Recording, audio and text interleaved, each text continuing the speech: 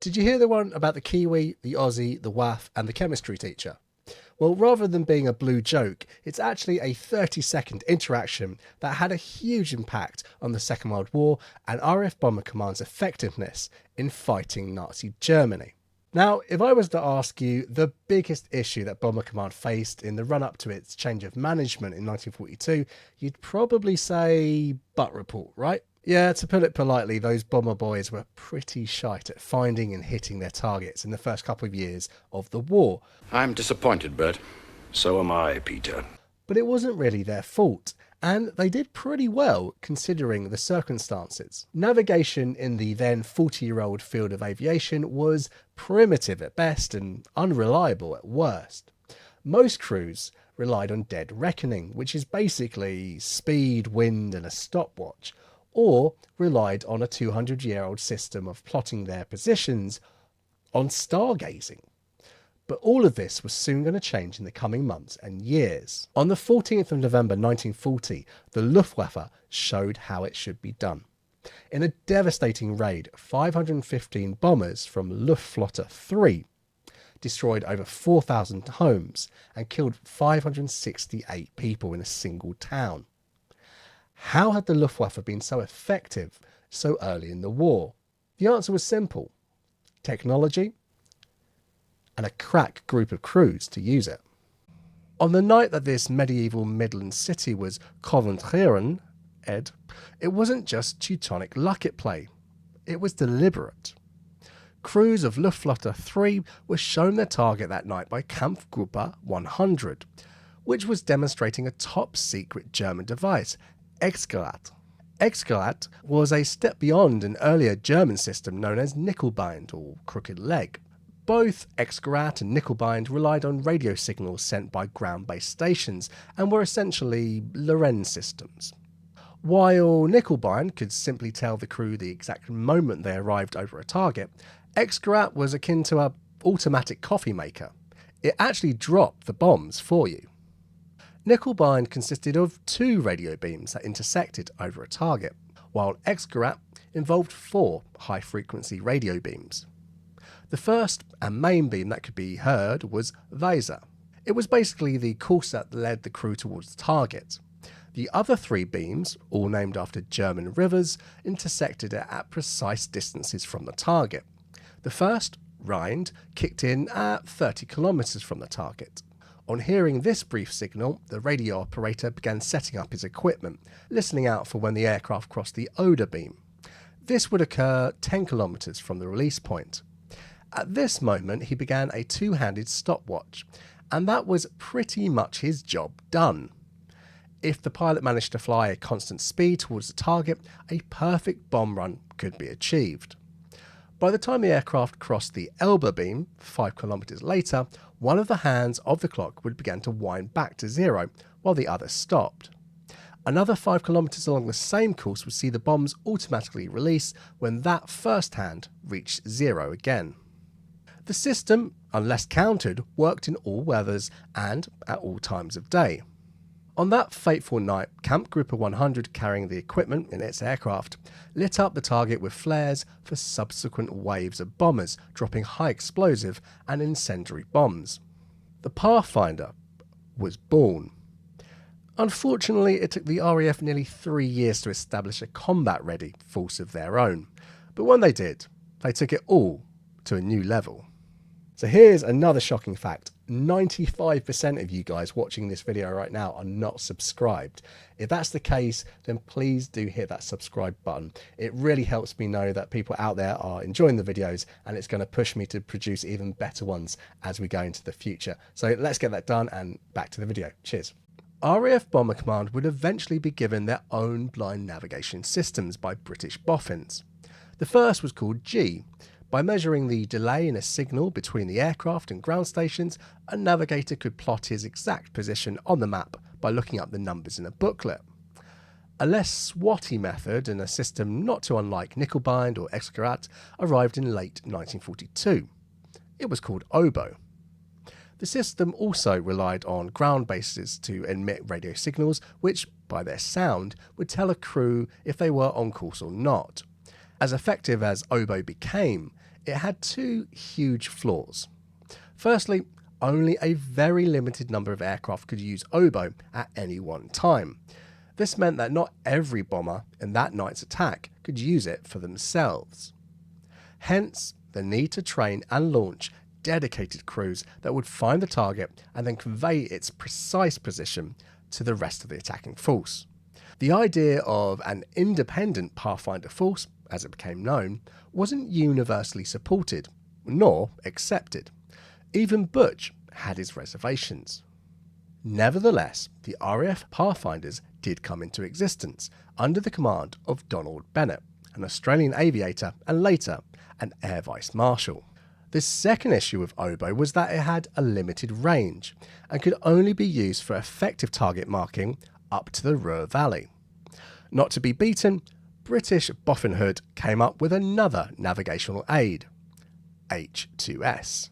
H2S was not a radio navigation system as oboe was. It was a ground scanning radar system that returned a fuzzy image of the ground below to a small screen that the operator then had to interpret. It worked best when over coasts or waterways, as these were more pronounced on the screen. Luckily, many important German cities were built near water. H2S meant that the RAF could venture further afield than the Ruhr, and that the Pathfinders could lead them there.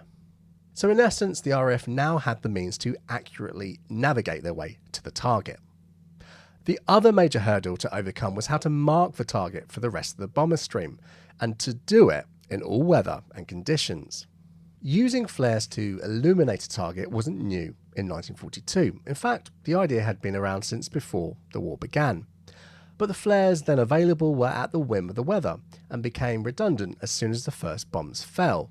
Once those first fires started, subsequent attacks often fell short of the target, as following crews targeted the edge of the fires, both real and fake. The phenomenon was known as creepback. What was needed was a target indicator that could be replenished throughout an attack and encourage all crews to aim at the correct target. Enter a Geordie chemistry teacher. In February 1940, Wilfred Coxon joined the Directorate of Armament and Development as a technical officer. Though naive in the ways of weapons, Coxon was an expert on flares and pyrotechnics. Still just 29 years old, he began working on a marker bomb. It was a long and arduous process. As dedicated as Coxon was, his progress was so slow that his superiors cancelled the research. Luckily, this nutty professor wasn't having any of it. Roads? Where we're going, we don't need roads. Coxon's major hurdle had been finding a fuse that would enable his marker bomb to shatter its flares or candles in the most effective way. So he continued his work in secret, alongside his other duties. This even involved borrowing government aircraft that were supposed to be testing other devices at the time. Inevitably, the top brass caught wind of Coxon's experiments and formally charged him with endangering an important aircraft. However, when it was discovered just how many leaps forward the former chemistry teacher had made, those charges were dropped. One major breakthrough was the idea to use the bomb casing itself to help spread the marking flares in the desired pattern. The next was when an acquaintance of Coxon was able to fit a fuse to the marker that could be detonated at different altitudes. All of these ideas were successfully tested and worked. Another source of inspiration for Coxon came from an action report on a failed raid on Essen carried out in March 1942. An airman had observed how sticks of flares dropped by Sterling would have made an ideal marker bomb if only they were a more distinctive colour. This observer actually contacted Coxon personally, who quickly got to work on the new idea. Through trial and error, Coxon produced a 250-pound bomb case filled with 60 magnesium pyrotechnic candles. When dropped, the marker bomb's tail would be blown off, triggered by a barometric fuse at 3,000 feet above the ground. This would successfully mark an area of 100 feet for up to 3 minutes. The same bomb could mark an area just 60 feet wide if triggered to detonate at 1,500 feet. The candles would burn red or yellow or green depending on when and for what purpose they were being used. This new marker bomb was more accurate than the red Blobfire 250-pound incendiary bombs or their bigger 4,000-pound pink pansy cousins then in use. They were also less easily faked by the Germans. So the RAF now had an accurate ground marker that could be used in clear weather. Sadly, Bomber Command was fighting a war in Northern Europe, where clear weather is the exception rather than the rule. In answer to this, Coxon and his team developed sky markers. These floated to Earth on parachutes and could light up the clouds above a target. As long as the crews deploying them remembered to drop them upwind, they could drift down over the target. Sky markers were also used as a means of navigation to help the bomber stream stay on course, as well as orbiting markers to help crews set up their bomb runs. In July 1942, Churchill's scientific advisor, Frederick Lindemann, was one of the men shown the bombs in person, with trials at Boscombe Down and Lark Hill artillery range. He liked what he saw.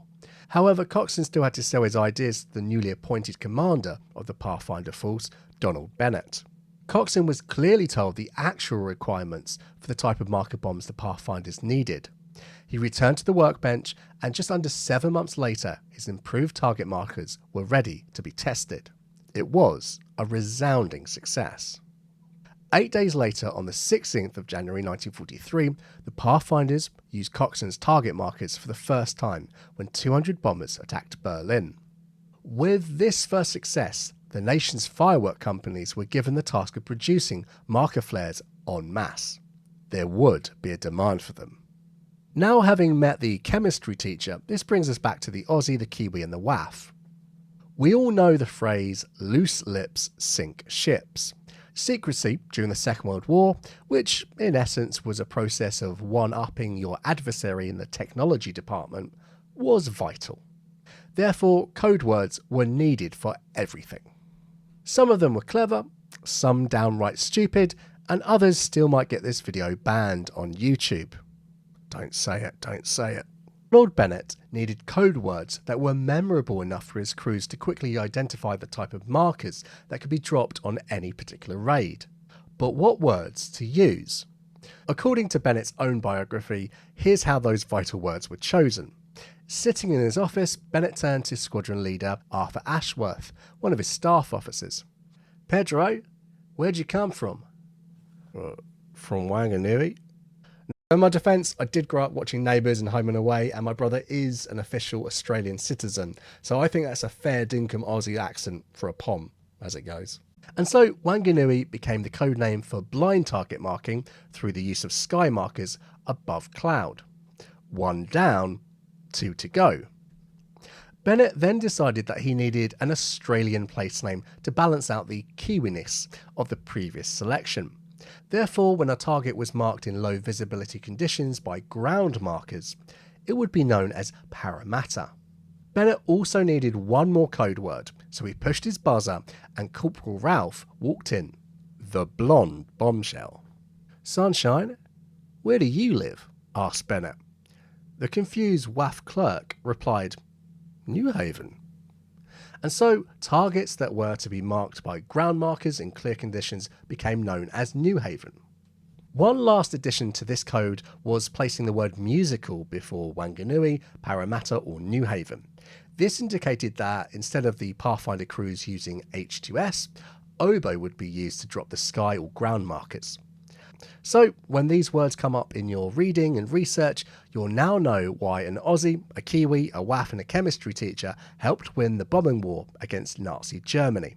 So thanks for watching the video, and please give it a like to help it spread to more people, and please subscribe to the channel. It will give me that little dopamine hit and force me to read all these books behind me and produce better videos for you. And talking of good videos, there's another one on screen right now that you can watch and boost the numbers. It's a good one.